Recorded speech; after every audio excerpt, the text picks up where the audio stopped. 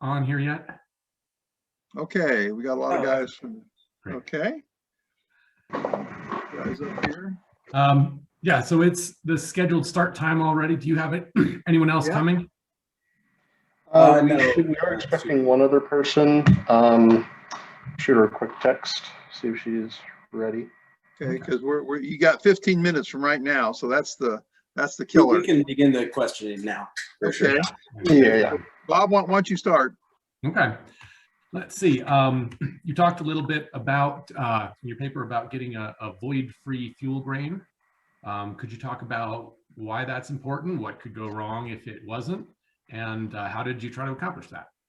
So our fuel is plastisol. I don't know if you're familiar with the plastisol fishing lures that are very common. It's basically gelled PVC. We have introduced between 20 to 30% powdered metals, mainly aluminum, and some catalysts, depending on what we're trying to go for. We've also used powdered anthracite coal as a simulant for casting the larger grains because it's cheap, and we had it left over from 2019 because TVA gave us like probably on the order of 100 kilograms of the stuff. So it works out quite well.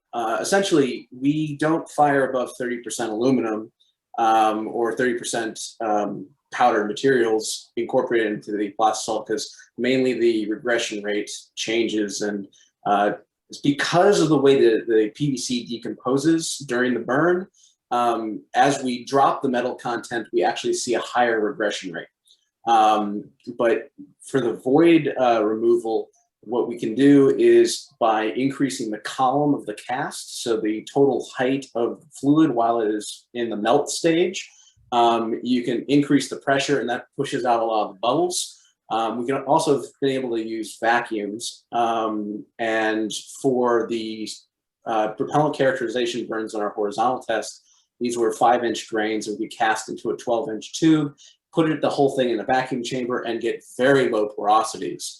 Whereas for the 2-inch pores or 2-foot pores necessary for the 5-inch grains, that required designing a casting jig that allowed us to cast that size. So we used a 4.5-inch ID aluminum tube that had a 1/4-inch wall, which was able to retain a good amount of heat. That was key, along with a 1/4-inch wall, 3-inch OD tube in the center.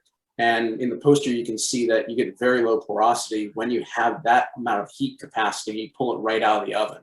So the casting jig is also designed so that it fits diagonally in our oven at the maximum size. We were very careful about that. In order to achieve good seal, we were able to use silicone type 2, and we also formed a seal at the top using silicone, so we could actually use our 5-gallon vacuum apparatus's top without any modifications. And by putting a little pressure on that, we got a good seal. We were able to do that in as well for casting the 3-inch flight ready motor grains that we used for validation testing. There were some problems with vacuum if we didn't have enough heat capacity. It was cold. So baking it for a long period of time prior to the pour was absolutely essential. And also we did notice that the higher the porosity, the higher the metal content, we had more bubbling, mainly due to water and air that was trapped in the powder. We tried desiccating that as well, but quite frankly, at 270, or really once it dropped below about 290 or so, it's stuck. So if you have 350 Fahrenheit plastisol, it's going to drive every drop of water out of it. And being able to vacuum it prior to the pour and then during the pour is absolutely essential. Okay. Yeah, it's engineering is all about constraints. So yeah, when you say our record is 99.3% theoretical density, and I'm quite proud of that one. That's good. Okay, let me jump to another question here. I take it you guys, have you had any hot fires yet for your engine or system? Yes. Not for the 5-inch variant. That produced complications in hydro testing after the anodization process. The walls were a little thick. We're actually getting a new baffle Monday. It was going to arrive Friday, but got delayed. It hydro tested well. There was slight deformation on the baffle, which was outside of the parameters that were acceptable to us. So we had a thicker baffle machined and sent to us. And we've done hot fire testing the 3-inch, and they've been the most efficient burns we've ever had. In the case of the 3-inch, I drew a diagram behind me. It's a UC valve style diagram or apparatus where you'd have your fill lines come out through the combustion chamber.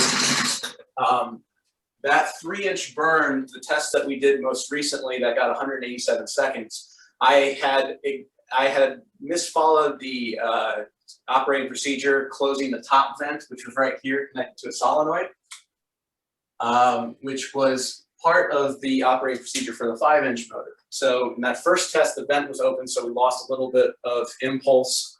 But it turned out on our second test, we initiated a rapid unscheduled disassembly because the procedure was followed.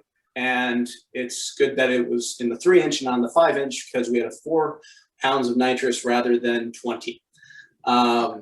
So what happened was, without a ullage, there was a hydraulic failure of the top closure. Now this motor is left over from 2019, and it was before our people knew about radicine parts. So if you look here, this is the top closure. You can see the band where it failed. That's a 1/8 inch thick wall, which was basically just square. So what happened here is with a full nitrous load, as soon as the igniter goes, it pressurizes to the correct pressure to instant on the motor, which was observed in the first test in the 75 millimeter as well. The problem is that small amount of heating was able to expand the liquid nitrous enough that it popped off this baffle.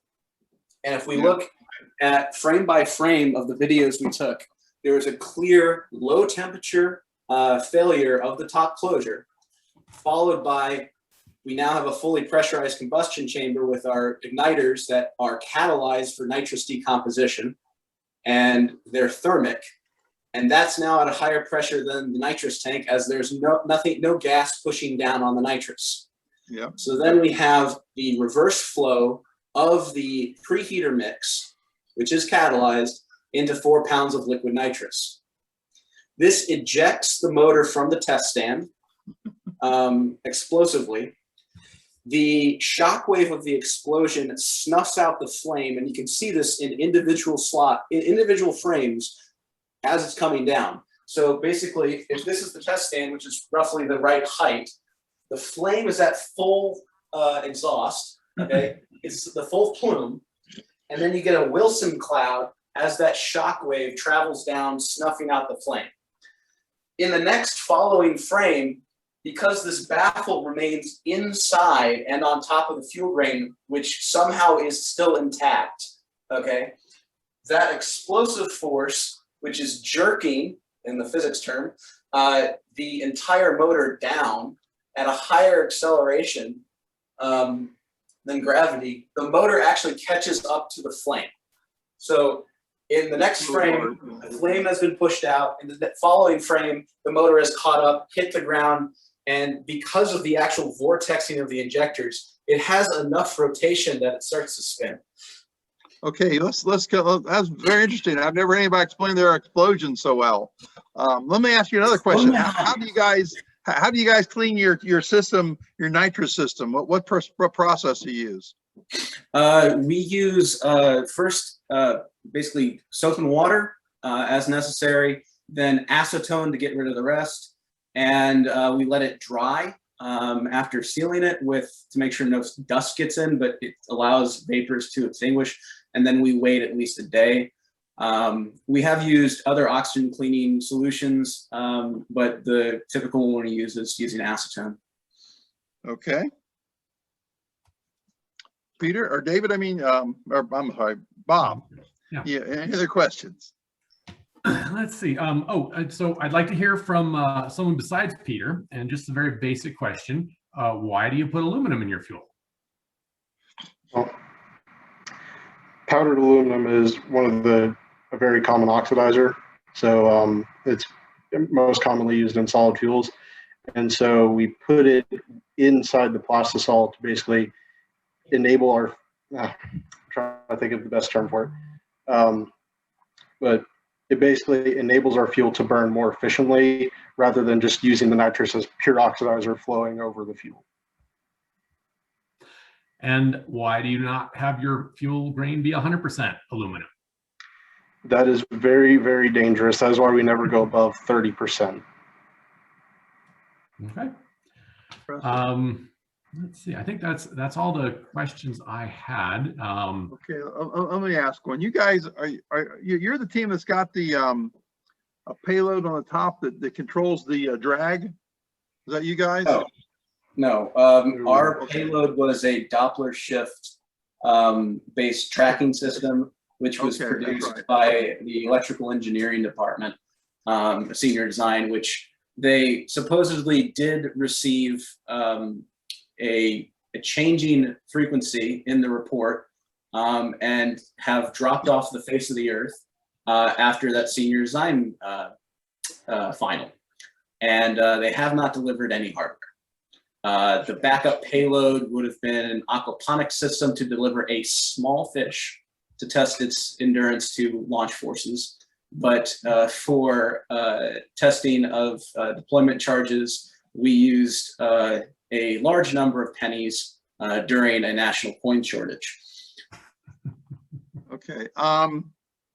Let's see. Oh, was Drew Nickel with you guys when any of this stuff was going on? No, Drew Nickel has been at Arnold Engineering. He did write the standard operating procedure last year that ignored the ullage. Okay. Not for that. I think I saw he shows a video of that thing when it blows up. I'm the one that gave it to him. Yeah. Okay. Somehow I have destroyed 2 test stands that were not my fault, and our advisor hasn't killed me. So apparently I'm doing something right and finding new ways to fail. So so how many seniors do you have for next year? Juniors? Any feel for that? We have approximately 7 L2s that will remain. I am the only L3 that's still there. Drew got his L3 after he graduated, but he's the second L3 from us. But the 2 other people we have on chat with us are working on their pre-L3s so they can show that they're TAPs, that they're able to fly an L motor that's a hybrid. We got a grant to buy contrail systems so we can fly L motors and M motors very cheaply, which allows our people to actually certify. But we've been having a cert course that we teach our students L1 through L2. All 3 of them have been through that cert course in our L2. And we've worked on bringing the cost of that down so people can do it. So the entire program is less than $100, really less than $75. That includes That's great. Membership and motors as well. I'm certainly the Tripoli guys love you for sure.